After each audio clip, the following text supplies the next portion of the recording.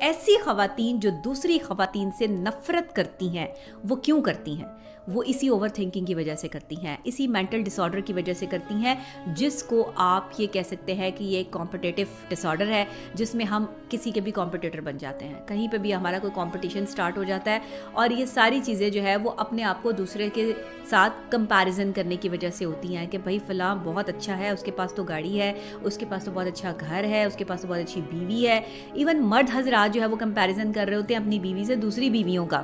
کہ جو دوسرے کی بیوی ہے وہ زیادہ اچھی ہے، وہ زیادہ اچھا کھانا بناتی ہے۔ ہمیشہ خواتین کو مردوں سے یہ پرابلم رہی ہے کہ مرد حضرات ہمیشہ یہ کہتے ہیں کہ اس کی بیوی بہت اچھی ہے، اس کی بیوی یہ کرتی ہے، اس کی بیوی نے یہ کام اچھا کیا۔